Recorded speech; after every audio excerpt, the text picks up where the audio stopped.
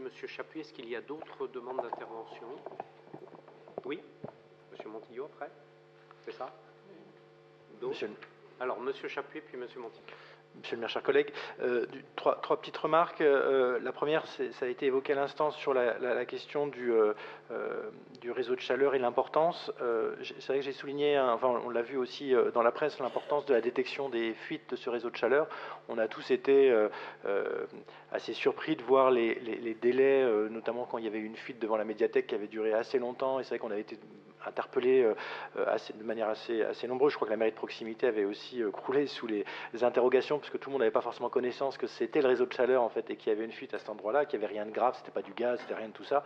Mais c'est vrai que devant la médiathèque, la fuite avait duré. Mais voilà, dire que l'importance et ça a été évoqué dans la présentation, et merci pour cette présentation, l'importance de la qualité du réseau et le fait de pouvoir détecter rapidement et traiter les fuites, c'est en effet un sujet majeur, et le fait de pouvoir s'équiper comme ça d'outils de détection de fuite est aujourd'hui indispensable. Une question concernant l'audit énergétique, vous évoquez la question de 183 sites qui auraient déjà eu cet audit énergétique.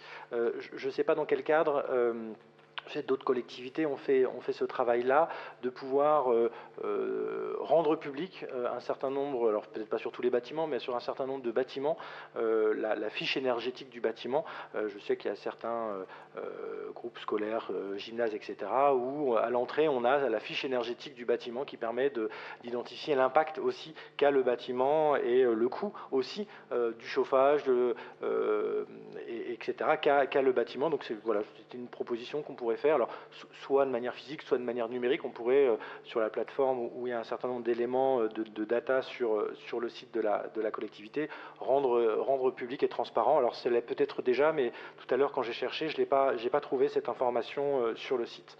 Et enfin, je voulais conclure sur la question de Nécotin. Parce qu'en fait, sur le coup, on a quand même passé un long moment en mars 2024 sur le sujet. Moi, j'étais intervenu justement pour interroger le montage, l'étude, le modèle technique et juridique.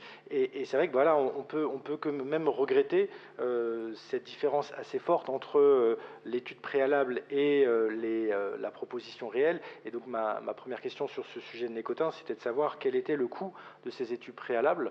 Parce que, comment dire, que voilà, ils n'ont peut-être pas été les plus efficaces possibles, et c'est vrai que regretter qu'on n'ait pas pu anticiper la question du forage. Après, je comprends la volonté de la réplique, le fait que ça puisse être reproduit dans d'autres écoles, mais c'est vrai qu'on aurait pu peut-être pousser quand même l'exercice jusqu'au bout, au moins sur cette école, parce que peut-être 25 forages, ça impressionne, mais c'est pas des forages qui sont très lourds, et donc on aurait pu peut-être identifier d'autres établissements scolaires qui auraient pu avoir aussi des disponibilités pour permettre ces forages et aller jusqu'au bout sur la question de la géothermie, en tout cas cette expérimentation.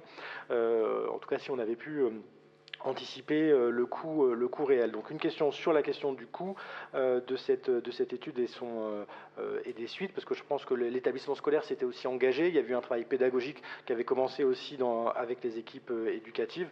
Donc voilà, donc une question sur le réseau de chaleur, une question sur Nécotin et sur la géothermie. Merci.